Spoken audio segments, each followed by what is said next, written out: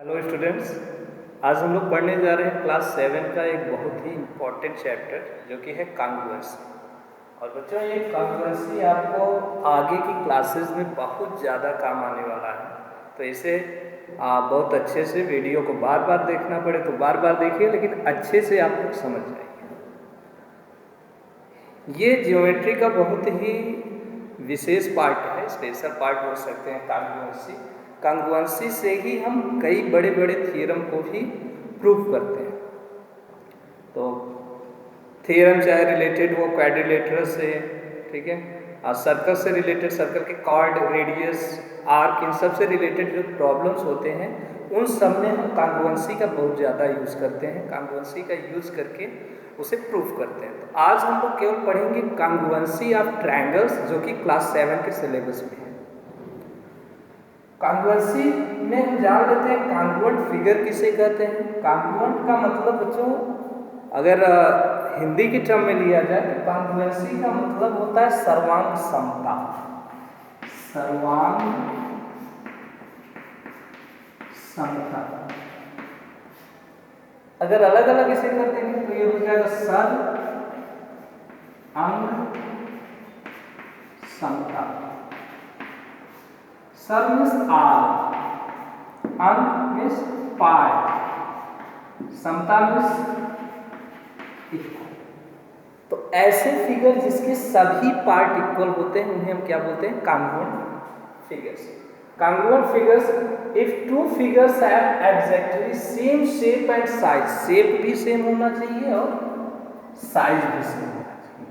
If two figures have exactly same shape and size they are said to be congruent, तो उन्हें congruent कहा जाता है। Suppose मान लीजिए हम लाइन सेगमेंट लेते हैं। लाइन सेगमेंट कब कांग्रुएंट कही जाएगी? If they have equal length. एक लाइन सेगमेंट मान लीजिए हमारे पास है AB और एक दूसरी लाइन सेगमेंट है PQ। सपोज इस लेंथ का जो मेजरमेंट है, इसकी लेंथ है 4.2 सेंटीमीटर और PQ की भी लेंथ है 4.2 सेंटीमीटर। अगर ये दोनों लेंथ इक्वल है, दोनों लाइन सेगमेंट की लेंथ इक्वल है, तब ये दोनों लाइन सेगमेंट क्या कहे जाएंगे? कांग्रुएंट। यही है कांग्रुएंसी, ठीक है। अब शेप को बढ़ा देते हैं। लाइन सेगमेंट के बाद हम लोगों ने क्या सीखा था? एंगल। जब दो लाइन सेगमेंट को आपस में जोड़ देते हैं या दो रे को आपस में जोड़ देते हैं एक कॉमन पॉइंट पे, कॉमन वर्टेक्स रख के, तो हमें एंगल मिलता है। तो दो एंगल कब कांग्रुएंट होते हैं? Two angles are congruent if their measurement is equal. If measurement of their angle is equal. Suppose यहाँ पे हम बना रहे हैं AOB और एक और एंगल बना दे रहे हैं यहाँ पे, मान लीजिए PQR। ये दोनों एंगल कब कांग्रुएंट होंगे? अगर इनके एंगल का मेजरमेंट इक्वल हो। अगर ये 35 डिग्री है और ये भी 35 डिग्री है, इस एंगल का मेजरमेंट कितना है? Angle AOB is equal to 35 degree. इसका कितना है? Angle PQR is equal to 35 degree. अगर ये दोनों एंगल, इन दोनों एंगल की मेजरमेंट इक्वल होती है तो ये दोनों एंगल कांग्रुएंट कहे जाएंगे, ठीक है। फिर इसके बाद सर्कल कांग्रुएंट कब होते हैं? Two circles are congruent if their radius is same. अगर रेडियस आप जानते हैं, कंपास की नोक को ऐसे फैलाते हैं आप पेंसिल तक, जितना वो होता है रेडियस उसका। तो यहाँ पे O सेंटर मान के एक सर्कल बनाएंगे। मान लेते हैं इसका रेडियस कितना है? इसका रेडियस है मान लीजिए 3 सेंटीमीटर, ये OR। एक और अगर हम सर्कल बनाए जिसका रेडियस क्या हो? सेम रेडियस हो, बड़ा हो गया थोड़ा सा, ठीक है, मान लीजिए कि इक्वल है, ठीक है। इसका भी रेडियस 3 सेंटीमीटर हो, ये मान लीजिए है O' R', या कोई और लेटर यूज कर सकते हैं PQ। तो इस सर्कल का रेडियस इस सर्कल के रेडियस के इक्वल है। दोनों सर्कल का रेडियस है, इसका मतलब ये दोनों सर्कल क्या कहलाएंगे, कांग्रुएंट सर्कल कहलाएंगे। तो if the radius of two circles are equal they are known as congruent circle. फिर आता है इसमें एक स्पेशल टाइप क्वाड्रिलेटरल बच्चों, स्क्वायर। अगर एक स्क्वायर आपके पास है, मान लीजिए इसकी सभी dimension, length of each side of the square has been given 4 centimetre, A B C, और दूसरा एक और आपके पास स्क्वायर है P Q R and S. ये दोनों सर्कल कांग्रुएंट कब कहे जाएंगे, अगर इनकी लेंथ जो इनका साइड है वो इक्वल, अगर ये 4 सेंटीमीटर है, हालांकि एक्चुअल में ये दिख नहीं रहा है, ये थोड़ा सा बड़ा बन गया है, तो मान लेते हैं कि अगर ये 4 सेंटीमीटर तो ये भी अगर 4 सेंटीमीटर होगा, सभी साइड इक्वल होगी, 4 ये है, ये भी 4, ये भी 4, ये भी 4, तो इसका भी 4 4 4 4, इसका एंगल कितना 90 degree 90 degree 90 degree 90 degree 90 degree, इसका भी 90 90 90 एंड 90 डिग्री। तो सभी एंगल भी सेम है और सभी साइड भी सेम है। इस कंडीशन में ये दोनों फिगर क्या कहलाएंगे, कांग्रुएंट स्क्वायर। अब हम लोग स्टार्ट कर रहे हैं अपना चैप्टर, ठीक है, अपना लेसन आज का, जो कि है कांग्रुएंसी ऑफ ट्रायंगल्स। कांग्रुएंसी है सबको समझ में आ गया। एक चीज याद रखिए, तो कांग्रुएंसी के लिए हम जो साइन यूज करते हैं इक्वल यूज नहीं करते। मान लीजिए अगर एंगल ए टू बी और एंगल पी क्यू आर ये दोनों कांग्रुएंट है तो इक्वल नहीं यूज करते, इसके लिए साइन यूज करते हैं कांग्रुएंसी का, जो कि इस तरह से ये है कांग्रुएंसी का साइन। ठीक, this is the sign of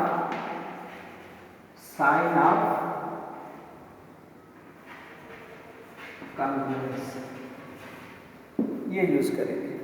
ठीक है,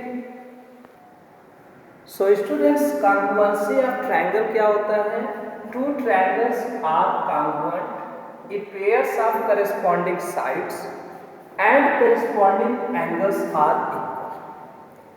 corresponding sides equal होने चाहिए और corresponding angles भी equal होने चाहिए। तो corresponding angles, corresponding टर्म के बारे में आप लोग पैरेलल लाइन में जान चुके हैं। corresponding क्या होता है, जो सेम साइड पे लोकेटेड होता है। मान लेते हैं कि कोई दो एंगल है, if we have two triangles, angle नहीं triangle A B C and P Q R. अगर ये साइड लेते हैं ए बी का करस्पॉन्डिंग साइड इसमें क्या लेते हैं, P Q. A B is equal to P Q, यहाँ पे BC की वैल्यू दे रखी है इक्वल टू QR और AC दिया हुआ है PR। ये है करस्पॉन्डिंग साइड। AB इक्वल है PQ के, तो AB का करस्पॉन्डिंग साइड क्या हुआ, PQ। AB इक्वल है किसके, PQ के, AB का करस्पॉन्डिंग साइड क्या हुआ, PQ। या BC इक्वल है किसके, QR के, तो BC और QR क्या हो गए, आपस में करस्पॉन्डिंग साइड्स हो गए। AC इक्वल है किसके, PR के, AC और PR क्या हो गए, करस्पॉन्डिंग साइड्स। ऐसे ही एंगल A का करस्पॉन्डिंग एंगल क्या होगा, एंगल P। एंगल B का करस्पॉन्डिंग एंगल क्या होगा, एंगल Q। और एंगल C का करस्पॉन्डिंग एंगल क्या होगा, एंगल R। अगर ये सभी इक्वल है, if pairs of corresponding sides and corresponding angles are equal, अगर पेयर करस्पॉन्डिंग साइड के और करस्पॉन्डिंग एंगल ये पेयर अगर इक्वल होते हैं तब ट्रायंगल्स क्या कहलाते हैं, congruent. Two triangles are congruent then when if pairs of corresponding sides and corresponding angles are equal. Corresponding sides equal होनी चाहिए, करस्पॉन्डिंग एंगल्स भी इक्वल होनी चाहिए। इसमें एक और क्वेश्चन पूछ देता है, ऐसे फिगर बना के दे दिया रहेगा, पूछेगा कि इसकी करस्पॉन्डिंग साइड, तो ध्यान रखिएगा कौन सी साइड को इक्वल दी है। किसी में फिगर मान लीजिए ऐसे फॉर्म कर देता है ए बी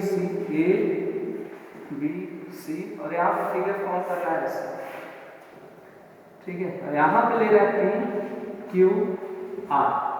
ए बी को इक्वल बता रहा है, A B is equal to क्या है, A B is equal to बता रहा है क्यू आर, और ए सी को इक्वल टू बता रहा है A C is equal to P R and B C is equal to P Q. यहां पे ए बी का करस्पॉन्डिंग साइड पी क्यू नहीं होगा। ए बी किसके इक्वल है? Q R. ए बी का करस्पॉन्डिंग साइड क्या होगा? Q R. इसमें ए बी का करस्पॉन्डिंग साइड पी क्यू। क्यों? क्योंकि ए बी के इक्वल क्या था? पी क्यू था। यहां पे ए बी के इक्वल क्या है? Q R. ये साइड इस साइड की, तो A B equal to Q R. B C three line dot किया है, ठीक है। बी सी का करस्पॉन्डिंग साइड क्या होगा? पी क्यू, और ए सी का क्या होगा? पी आर होगा। ये होगा करस्पॉन्डिंग साइड। ऐसे ही सेम करस्पॉन्डिंग एंगल्स भी। तो स्टूडेंट्स कॉन्ग्रुएंसी या ट्रायंगल्स के लिए, ट्रायंगल के कॉन्ग्रुएंट होने के लिए कुछ क्राइटेरिया है। सभी क्राइटेरिया कब दो ट्रायंगल क्या इक्वल होने पे दो ट्रायंगल एक दूसरे के कॉन्ग्रुएंट हो सकते हैं। फर्स्ट क्राइटेरिया जो है वो है साइड साइड साइड। इसे हम लोग साइड में लिखते हैं S S S S S S, यानी साइड साइड साइड कॉन्ग्रुएंसी। ये क्या कहता है कि if all pairs of three sides होते हैं, a triangle has three sides, three angles. If all sides of two triangles, if all sides of two triangles are equal, then triangles are congruent. अगर दो triangle हैं और उनके सभी corresponding side का pair equal होता है, तब ट्रायंगल हो जाते हैं congruent. If all sides of two triangles are equal, all sides of corresponding side, all corresponding sides of two triangles, ऐसे क्लियर कर लीजिए। If all corresponding sides of two triangles are equal, then triangles are congruent. चलिए इसे एक example से हम लोग देख लेंगे, क्लियर हो जाएगा। मान लीजिए हमारे पास एक ट्रायंगल है यहाँ पे A B C. A B की वैल्यू दे रखी है 4 सेंटीमीटर, बी सी का वैल्यू 5 सेंटीमीटर और ए सी का वैल्यू 6 सेंटीमीटर। एक और ट्रायंगल हमारे पास दिया हुआ है ऐसे, ठीक है। ऐसे मान लीजिए पी क्यू आर, और इसमें पी क्यू का वैल्यू दिया हुआ है 4 सेंटीमीटर, क्यू आर का वैल्यू दिया हुआ है 5 सेंटीमीटर और पी आर यानी आर पी का वैल्यू दिया हुआ है 6। ये दिया क्वेश्चन है क्या ये दोनों का ट्रायंगल कॉन्ग्रुएंट है? ट्रायंगल कॉन्ग्रुएंट होंगे अगर उनके सभी साइड, सभी करस्पॉन्डिंग साइड इक्वल। तो हम देख रहे हैं A B is equal to क्या है? P Q, both are of 4 centimetre. B C is equal to क्या है? क्यू आर, तो B C is equal to Q R. और नेक्स्ट क्या है? C A is equal to R P, C A is equal to R P. आप लिख सकते हैं A C is equal to P R, ये भी लिख सकते हैं। ये दोनों कितने थे? 4 सेंटीमीटर, ये दोनों कितने थे? 5 सेंटीमीटर, ये दोनों कितने थे? 6 सेंटीमीटर। इस कंडीशन में triangle A B C congruent होगा triangle P Q R. Question में आपसे रीजन भी पूछा जाएगा क्यों, तो आप बता दीजिए यहाँ पे। ये क्या है? साइड, ये क्या है? साइड, ये क्या है? साइड। तो एस एस एस यानी साइड साइड साइड कॉन्ग्रुएंसी से ये दोनों ट्रायंगल कॉन्ग्रुएंट हो गए। अब क्वेश्चन अगर इसमें कर दिया कि is angle B is equal to angle Q, क्या एंगल बी क्यू के इक्वल है? तो करस्पॉन्डिंग एंगल्स को देख लीजिए। ट्रायंगल कौन सा इक्वल है? ए बी सी कॉन्ग्रुएंट किसके है? पी क्यू आर के। तो इसका बी का करस्पॉन्डिंग एंगल यहाँ क्या होगा? क्यू होगा। ए का करस्पॉन्डिंग एंगल क्या होगा? पी। एंगल बी किस साइड के अपोजिट आ रहा है ऐसे समझ लीजिए। ए सी की इक्वल, ए सी की वैल्यू क्या है? 6, ये बी, और यहाँ पे 6 सेंटीमीटर किसका है? पी आर का वैल्यू, और पी आर का अपोजिट एंगल ये होगा क्यू, यानी 6 सेंटीमीटर का अपोजिट एंगल आपस में इक्वल होगा। यही है करस्पॉन्डिंग एंगल, यानी कि angle B is equal to angle Q होगा। क्लियर? चलिए नेक्स्ट क्राइटेरिया है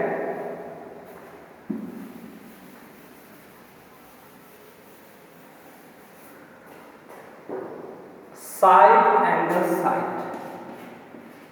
side angle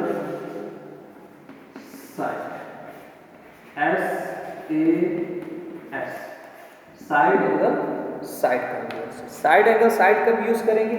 if two sides of two triangles and one angle, कैसा होना चाहिए साइड और angle? Corresponding sides and corresponding angles are equal, then triangles are congruent. तो सीधा सीधा है, the two triangles are congruent if the two sides of the included angles of one are respectively equal to two sides and one angles are equal, then triangles are congruent। ठीक, side angle side, यहाँ पे ध्यान रखिएगा कि side और side बीच बाहर का लेना है, किनारे का, एंगल उनके बीच में लेना है।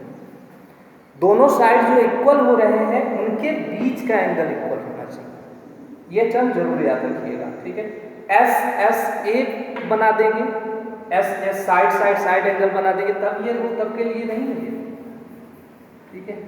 या ASS लिख देंगे, ये भी रूल नहीं। रूल क्या है, क्राइटेरिया क्या है? साइड एंगल साइड, साइड दो साइड इक्वल होने चाहिए और उनके बीच का एंगल इक्वल होना चाहिए। कैसे देख लेते हैं, मान लेते हैं ये है एंगल ABC और ये ट्रायंगल है हमारा PQR। क्वेश्चन में दिया हुआ है कि AB is equal to PQ और BC is equal to QR। ये दोनों साइड इक्वल दिए गए, इनके बीच का एंगल क्या है? AB और BC के बीच का एंगल क्या है? Angle P। या PQ और QR के बीच का एंगल क्या है? Angle Q। ये एंगल जब इक्वल होगा तब आप क्राइटेरिया यूज करेंगे साइड एंगल साइड। ये दोनों साइड और इनके बीच का एंगल, यहाँ पे सीधे कर लेंगे। AB is equal to PQ, angle B is equal to angle Q और BC is equal to QR। Side angle side, तो ट्रायंगल ABC कॉन्ग्रुएंट होगा किसके? Triangle PQR। ये है second, side angle side. Third one,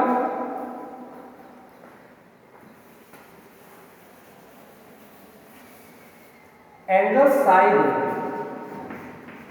angle side angle ASA।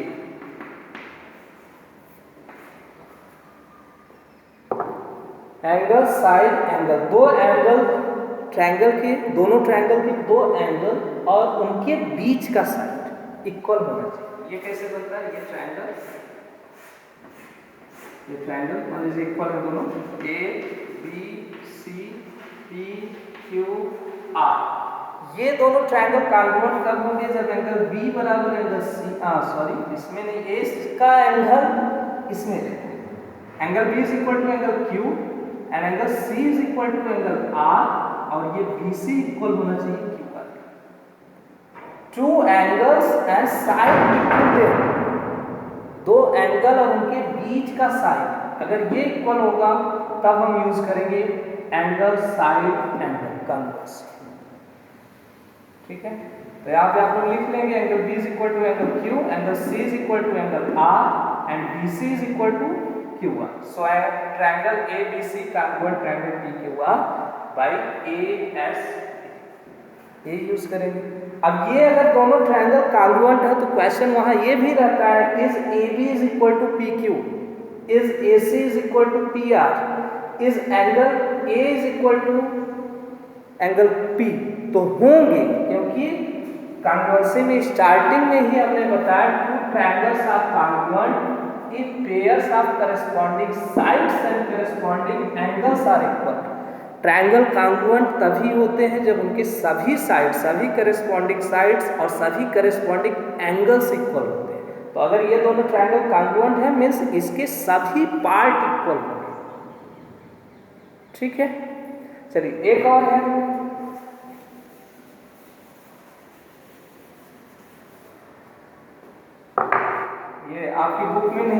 Class 7 में, ठीक है। फिर भी आप लोग इसे यूज करेंगे, क्वेश्चन में इसे यूज किया जा गया है, इसलिए मैं इसे भी बता दे रहा हूँ। वो है एंगल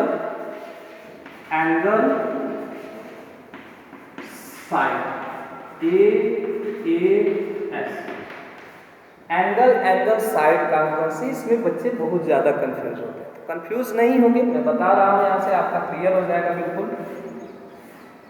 ये है मान लीजिए ट्रायंगल ABC और ये ट्रायंगल है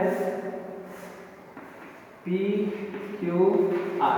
मान लीजिए हमें angle B is equal to दिया है angle Q, angle C is equal to दिया है angle R, angle B is equal to angle C, angle Q is equal to angle R। अब हमें दे रखा है AB is equal to PQ, ये दिया हुआ है। तो देखते हैं करेस्पॉन्डिंग साइड्स कैसे बनेंगे। Angle B is equal to angle Q, angle C is equal to angle R। यहाँ पे कौन सा साइड AB दिया है, किस एंगल का अपोजिट है, C का अपोजिट, और C किस एंगल के इक्वल था, R के। R का अपोजिट इसके इक्वल होना चाहिए। अगर AB is equal to PQ है तभी कॉन्ग्रुएंट होंगे। अगर यहाँ पे मान लीजिए यहाँ पे ये समझ में आया, एक बार फिर से देख लीजिए। Angle B is equal to angle Q, angle C is equal to angle R। Side कौन सा है, side opposite to angle C का अपोजिट साइड है ये। और C किस एंगल के इक्वल था, C इक्वल था R के, तो R का अपोजिट साइड इक्वल होना चाहिए। अगर इसी में दे देता है AB is equal to PQ, तो आप लोग कहेंगे यहाँ पे angle B is equal to angle C, sorry angle B is equal to angle Q, angle C is equal to angle R, angle B is equal to angle Q, angle C is equal to angle R। तो angle मिल गया, और AB is equal to PR, तो side भी मिल गया। Angle side से congruent होंगे नहीं, यहीं पे ध्यान देना। यहाँ पे AB किसका जो है अपोजिट साइड है, एंगल C का अपोजिट साइड है। और एंगल C किस एंगल के इक्वल है, एंगल R के इक्वल है। एंगल C किस एंगल के इक्वल है, R के इक्वल है। और R का अपोजिट साइड क्या है, PQ, यानी AB इक्वल होना चाहिए था PQ के, तभी वो कॉन्ग्रुएंट होता। यहाँ पे AB is not equal to PQ but AB is equal to PR, AB PR के इक्वल है, इसलिए ये ट्रायंगल कॉन्ग्रुएंट नहीं होंगे। कॉन्ग्रुएंट कब होगा, जब AB is equal to PQ रहेगा, एंगल C का अपोजिट साइड, एंगल R का अपोजिट साइड। अदरवाइज ऐसे ले सकते हैं, एंगल B का अपोजिट साइड यानी AC को इक्वल करते हैं हम किसके, PR। यहाँ B का अपोजिट साइड AC या Q का अपोजिट साइड PR। अगर AC is equal to PR है तब भी ट्रायंगल कॉन्ग्रुएंट होगा, लेकिन अगर AB is equal to PR है तब ट्रायंगल कॉन्ग्रुएंट नहीं होगा।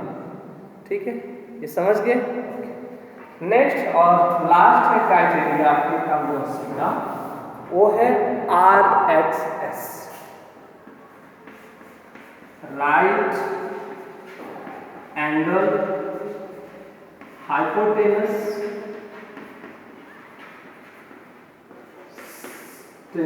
साइड, इसे बोलते हैं हम लोग RHS। एक टर्म आप लोगों ने क्वेश्चन में पढ़ा था, राइट हैंड साइड, वो मत समझिएगा। यहाँ कॉन्ग्रुएंसी के लिए क्या है, R stand for right angle, H stand for hypotenuse and S stand for side. अगर दो ट्रायंगल दोनों राइट ट्रायंगल है, मान लीजिए है ABC राइट एंगल है, और दूसरा है PQR,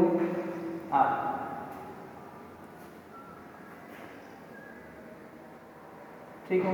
इसमें angle B is equal to angle Q दोनों दिया है राइट एंगल, जो बेस दिया हुआ है ये बेस इक्वल है, और इसका हाइपोटेनस भी इक्वल है, तब दोनों ट्रायंगल क्या हो जाएंगे, congruent by RHS, right angle hypotenuse and side, right angle hypotenuse and side. ठीक है, ये टर्म तभी यूज कीजिएगा जब हाइपोटेनस इक्वल होंगे। अगर हाइपोटेनस इक्वल नहीं दिया है, AC is equal to PR नहीं दिया है, और हमें दे रखा है AB is equal to RQ, AB is equal to RQ या QR।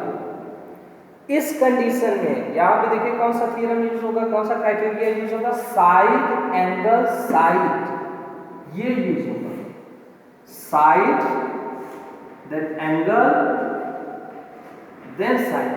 ये नहीं कि राइट एंगल है तो आप RHS लिखेंगे, नहीं, राइट एंगल इक्वल होना चाहिए, उसके अलावा हाइपोटेनस भी इक्वल दिया रहना चाहिए, तब यूज करेंगे राइट एंगल हाइपोटेनस साइड यानी RHS क्राइटेरिया। ओके, क्लियर हो गया। तो इससे रिलेटेड एक क्वेश्चन, एक और टर्म है, ठीक है, बच्चे पूछते हैं कि ये सर क्या है, इसे समझ लीजिए थोड़ा सा।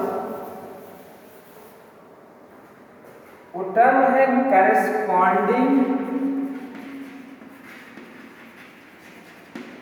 parts of congruent triangles।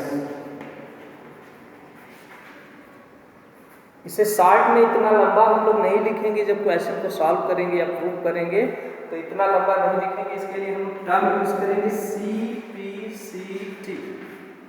CPCT, C stand for corresponding, P for part, C for congruent, T for triangle। ये क्या बोलता है, if two triangles are congruent, अगर दो ट्रायंगल congruent है, ABC सपोज एंड यहाँ से PQR, अगर दोनों ट्रायंगल congruent है, if triangle ABC congruent triangle PQR, then if two triangles are congruent, then their corresponding parts means all the corresponding sides and all the corresponding angles. If two triangles are congruent, then their corresponding parts are also equal। ये कहता है corresponding part of congruent triangle यानी CPC।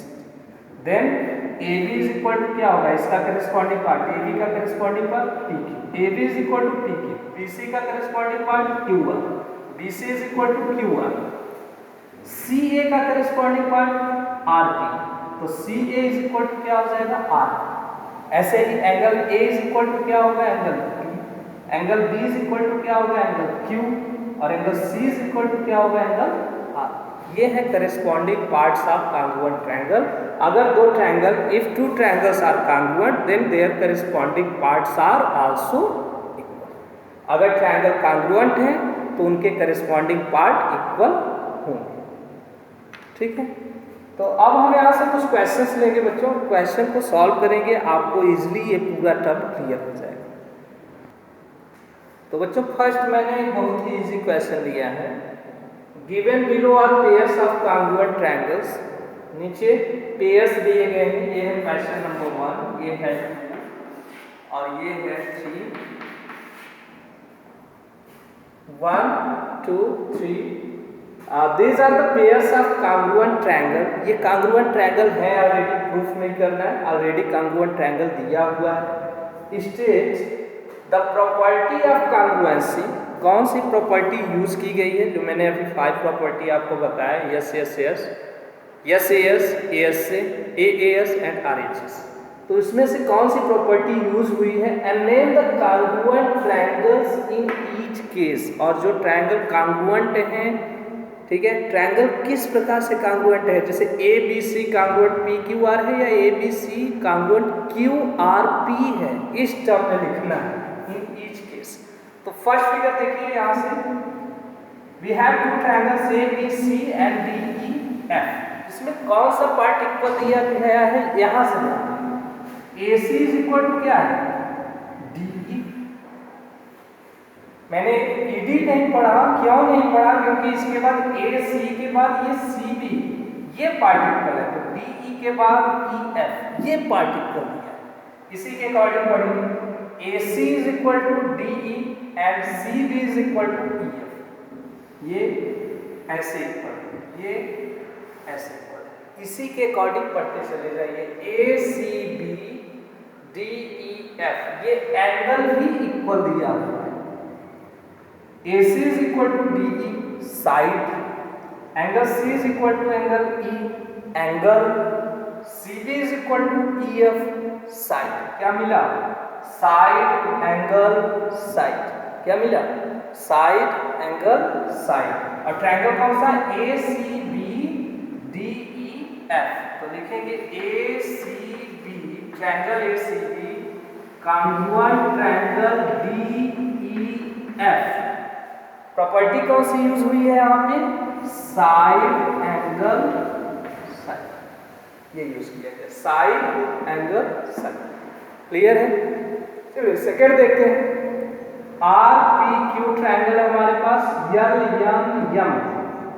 इसमें देखिए angle P is equal to angle N, ये दिया हुआ right angle. ऐसा साइन जब भी लगा रहे ट्रायंगल में आप समझ लीजिए कि ये राइट एंगल का साइन। तो angle P is equal to angle N, दोनों क्या है? 90 डिग्री है, राइट एंगल। दोनों क्या है? 90 डिग्री राइट एंगल। और राइट एंगल के लिए मैंने क्राइटेरिया बताया था RHS कब यूज करना है? RHS कब यूज करना है? When hypotenuse are also equal. देख लेते हैं 90 डिग्री के जस्ट अपोजिट साइड जो होता है वो हाइपोटेनस होता है। तो P के सामने अपोजिट साइड यानी QR, और यहाँ से N के सामने M का अपोजिट साइड यानी LA। QR ML ये दोनों इक्वल है, ये दोनों इक्वल दिया है, मीन्स हाइपोटेनस भी इक्वल दिया है और एक साइड भी इक्वल दिया है, PQ is equal to M। यहाँ भी ये जो ट्रायंगल होगा हम यहाँ से ले रहे हैं RPQ और यहाँ से LMN। तो ट्रायंगल RP के राइट एंगल बन रहा है, बीच में लिख देते हैं, ठीक है। अब किनारे पे लिखेंगे PQR, अगर लिखते हैं PQR लिखते हैं तो MML लिखेंगे यहाँ पे। Congruent triangle LNN।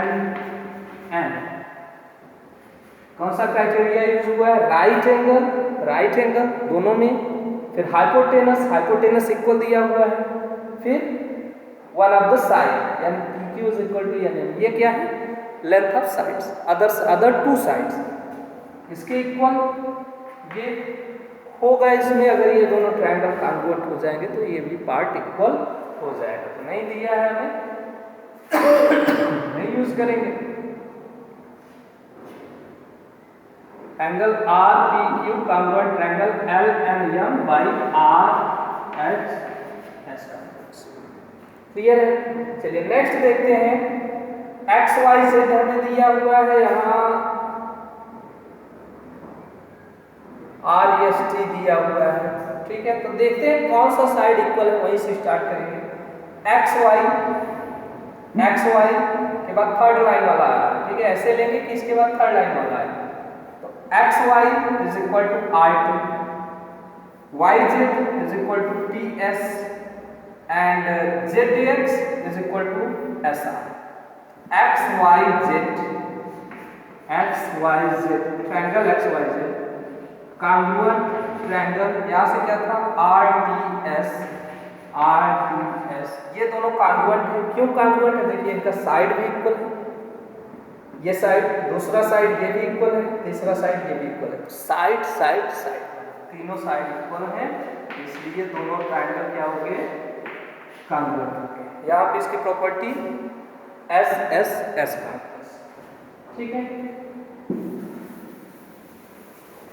Same question, same इसी क्वेश्चन में दो और फिगर देख लेते हैं।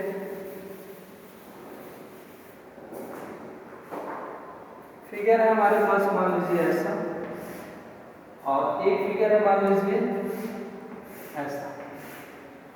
इन दोनों फिगर्स में दिया हुआ है ये ट्रायंगल DEF, और सेकेंड वन ट्रायंगल है हमारा PNN। It is given that angle E is equal to angle N, angle F is equal to angle M, and EF is equal to N। क्या ये दोनों ट्रायंगल कॉन्ग्रुएंट है? हाँ बिल्कुल congruent है। इनके एंगल्स इक्वल है, फिर इनकी साइड इक्वल है, फिर इनके एंगल इक्वल है। corresponding angles, corresponding two angles and corresponding side between the angles are equal। तो ये दोनों ट्रायंगल क्या हो जाएंगे? कॉन्ग्रुएंट। तो ट्रायंगल कहाँ से बनाएंगे? एंगल E अगर ले रहे हैं, E ले रहे हैं, तो ये इसे कहाँ से स्टार्ट करना पड़ेगा? N से, क्योंकि E इक्वल किसके हैं? N। ई एफ डी अगर लिखते हैं तो यहाँ से एन एम पी लिखना होगा। अगर डी ई एफ लिख रहे हैं, डी का कोई क्राइटेरिया नहीं दिया है, डी का डी से रिलेटेड कोई टर्म, ना तो डी से रिलेटेड साइड और ना तो डी से रिलेटेड एंगल नहीं दिया है। तो ऐसे ही यहाँ पे पी है, पी से रिलेटेड एंगल, पी से रिलेटेड साइड नहीं दिया है। तो डी अगर लेंगे तो पी आएगा, यहाँ से डी और यहाँ से ट्रायंगल पी। पी के बाद ई इक्वल एन है, तो यहाँ अगर ई लिखेंगे तो यहाँ एन लिखेंगे। फिर यहाँ एफ की इक्वल क्या है, एम, अगर यहाँ एफ लिखेंगे तो यहाँ एम लिखेंगे। ये दोनों ट्रायंगल कॉन्ग्रुएंट हो जाएंगे। रीजन एंगल साइड एंगल, इनका angle side angle corresponding to angles and side between them. देखिए ये साइड इन दोनों एंगल के बीच में आ रहा है। यहाँ पे आप ए एस नहीं यूज करेंगे, ए एस में एस एंगल के बीच में नहीं आता, ये करेस्पॉन्डिंग साइड एंगल के बीच में नहीं आता है। करेस्पॉन्डिंग साइड अगर एंगल के बीच में आ रहा है तो कौन सा आप क्राइटेरिया यूज करेंगे, ए एस ए। देखिए एंगल साइड देन, ठीक है। एक और लास्ट है इसमें, और वहां से आप लोग एक नई बात सीखेंगे एंगल के ट्रायंगल के कॉन्ग्रुएंसी के लिए। हमारे पास एक फिगर ऐसे दिया हुआ है, एक ऐसे, ठीक है, इसे मिला देते हैं। ये ट्रायंगल्स बना रहे हैं, 2 ट्रायंगल्स फॉर्म हो रहे हैं। देखिए एक ट्रायंगल इधर फॉर्म हो रहा है, एक ट्रायंगल इधर। ये है A B C, A B C, और ये इस एंगल की वैल्यू दे रखी है 50 डिग्री, इस एंगल की भी वैल्यू है 50 डिग्री, इस एंगल की वैल्यू है 70 डिग्री, इस एंगल की भी वैल्यू है 60 डिग्री, इसकी भी 60 डिग्री, और इस एंगल की वैल्यू दे रखी है 70। तो हम देख रहे हैं कि अगर हम ट्रायंगल ए बी सी ले लें, ट्रायंगल ए बी सी ले लें, तो ट्रायंगल ए बी सी में ये वाला है 50 डिग्री, और दूसरी साइड हम ट्रायंगल अगर ले लें ए डी सी, एक बार ए बी सी और दूसरी साइड ए डी सी, ये दोनों ट्रायंगल अगर ले लेते हैं, angle A is equal to angle A, ये एंगल ए नहीं लिखेंगे, आप इसका नेमिंग कर देंगे B A C is equal to D A C, ये 50 डिग्री, ये भी 50 degree. Angle B is equal to angle D, दोनों 70 डिग्री। एंगल सी यानी B C A is equal to इधर से एंगल सी यानी डी सी ए, ये भी इक्वल है 60 डिग्री, ये भी 60 डिग्री, ये भी। तो आप लिख देंगे triangle A B C congruent triangle A D C by angle angle angle, ऐसे लिखेंगे। क्या ये सही है? नहीं है, मैंने क्राइटेरिया में इसका जिक्र ही नहीं किया। अगर ट्रायंगल के 2 ट्रायंगल के सभी करेस्पॉन्डिंग एंगल्स इक्वल होते हैं तब भी जरूरी नहीं है, ये जरूरी नहीं है कि ट्रायंगल कॉन्ग्रुएंट होंगे। ट्रायंगल कॉन्ग्रुएंट होंगे ये जरूरी नहीं, कम से कम उनका एक साइड इक्वल होना चाहिए। जितना क्राइटेरिया आपने पढ़ा एस एस एस, उसमें तो तीनों साइड थे, ए एस उसमें 2 साइड थे, ए एस सी उसमें एक साइड था, ए एस उसमें भी एक साइड था, आर एच एस उसमें भी एक साइड था। कोई एक साइड ट्रायंगल का इक्वल होना चाहिए तभी ट्रायंगल कॉन्ग्रुएंट होंगे। कैसे देख लेते हैं। मान लेते हैं मैं यहाँ कोई एंगल ट्रायंगल फॉर्म कर रहा हूँ, इसका एंगल है 40 डिग्री, इसका एंगल है 50 डिग्री मान लेते हैं, इसका एंगल है 60 डिग्री और ये है 70 डिग्री। और एक मैं यहाँ ऐसे ही एंगल फॉर्म कर रहा हूँ, इसका एंगल है 50 डिग्री, इसका है 60 डिग्री और इसका है 70। दोनों ट्रायंगल के करेस्पॉन्डिंग एंगल्स इक्वल हैं, लेकिन क्या ये दोनों ट्रायंगल कॉन्ग्रुएंट हैं? क्या दोनों ट्रायंगल कॉन्ग्रुएंट हैं? सभी एंगल इक्वल है, ये भी 50 50, 60 60, 70 70, दोनों में आ रहे हैं, लेकिन ट्रायंगल कॉन्ग्रुएंट है? ये ट्रायंगल कॉन्ग्रुएंट नहीं है। ट्रायंगल की कॉन्ग्रुएंसी के लिए कम से कम एक साइड इक्वल होना चाहिए, तो ये नहीं लिखेंगे आप। लेकिन फिर भी ये दोनों ट्रायंगल कॉन्ग्रुएंट है। कैसे? देखिए ट्रायंगल ए बी सी लिया हमने, angle A is equal to 50 और ए बी सी लिया, ये भी 50, ये हमने लिया 60 डिग्री, ये लिया 60 degree. Triangle A B C को देखिए, ये साइड है AC, और ट्रायंगल एडीसी को भी देखिए यही साइड है एसी, ये दोनों में कॉमन है, AC is equal to AC है। अब क्या बना, एंगल साइड, ये दोनों triangle congruent, triangle ABC congruent triangle ABC by AS angle 50 degree 50 degree, side AC is equal to AC angle 60 degree 60, ठीक है, ये यहां से कॉन्ग्रुएंट। तो बच्चों आई होप आप लोग कॉन्ग्रुएंसी के टर्म्स समझ चुके हैं। अब हम कॉन्ग्रुएंसी ऑफ ट्रायंगल से रिलेटेड कुछ क्वेश्चंस ले रहे हैं और इन क्वेश्चन को कॉन्ग्रुएंसी की जो क्राइटेरिया है उसे यूज करके सॉल्व करेंगे या फिर प्रूफ करेंगे, ठीक है, आपको इजीली टोटल कॉन्ग्रुएंसी का टर्म क्लियर हो जाएगा। क्वेश्चन है हमारे पास, इन द गिवन फिगर, ऐसा फिगर दिया हुआ है, ये फिगर दिया हुआ है, in the given figure PL perpendicular OA, PL जो है OA पर परपेंडिकुलर है, जैसे यहाँ 90 डिग्री बनेगा, जब एक लाइन दूसरे पर परपेंडिकुलर होती है तो उनके बीच एंगल कितना बनता है 90 डिग्री, ये 90 डिग्री बनेगा। PL perpendicular OA and PM perpendicular,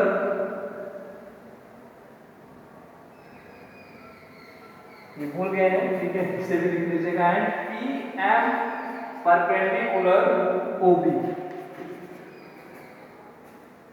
PL perpendicular OA and PM perpendicular OB, ये परपेंडिकुलर है OB पर, such that PL is equal to PM, PL की वैल्यू इसका लेंथ PM के इक्वल है, ये दिया हुआ है question.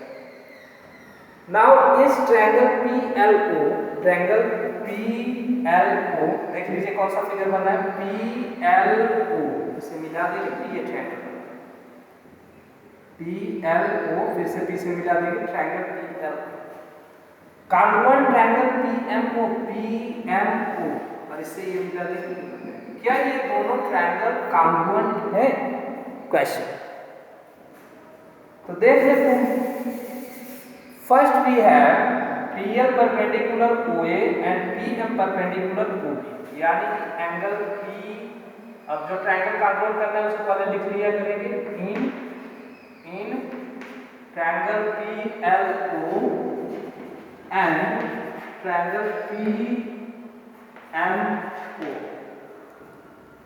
what do we have, PL perpendicular PM, it means PLO, angle PLO is equal to होगा एंगल PMO, कितना 90 degree, reason because PL perpendicular OA and PM perpendicular OB, क्योंकि ये दिया ये इस पर परपेंडिकुलर है, यहाँ कितना एंगल बनेगा 90 डिग्री, ये इस पे परपेंडिकुलर है, यहाँ कितना एंगल बनेगा 90 डिग्री, तो angle PLO is equal to angle PMO, और दोनों की वैल्यू कितनी होगी 90 डिग्री।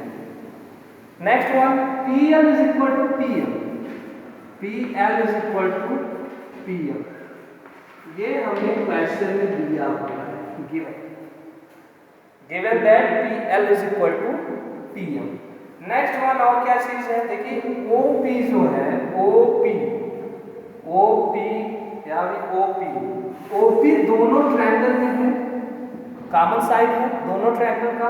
अगर हम ट्रायंगल PLO लेते हैं तो इसमें OP है, PLO में भी OP है, और अगर ट्रायंगल हम PMO लेते हैं तो इसमें भी OP क्या है, OP टर्म जो है, OP ये साइड कॉमन है दोनों में, OP is equal to OP common. ये राइट एंगल के just opposite side, right angle के जस्ट अपोजिट साइड OP, या राइट एंगल के जस्ट अपोजिट साइड OP, यानी इनका हाइपोटेनस भी इक्वल है, और वन ऑफ द साइड जो कि PL is equal to PM, it means triangle PLO congruent triangle PMO by right angle hypotenuse side, right angle hypotenuse side RH, ये RHS से दोनों ट्रायंगल क्या हो जाएंगे, कॉन्ग्रुएंट हो जाएंगे। एज प्रूफ, यही हमें प्रूफ करना था। अच्छा, क्वेश्चन में रहेगा give reason to support your answer, give reason for your answer. तो रीजन हम देते चले आए, ये इक्वल क्यों हुआ दिया हुआ, ये इक्वल क्यों हुआ कॉमन है, ये दोनों कॉन्ग्रुएंट क्यों हुए, RHS right angle hypotenuse side congruency से ये दोनों इक्वल हो गए, ये हमारा रीजन, ये सभी रीजन। अगर क्वेश्चन में कहता है give reason to support your answer तो उसे घबराना नहीं है, रीजन हम कंटिन्यू देते चले आए, यही रीजन। हैंस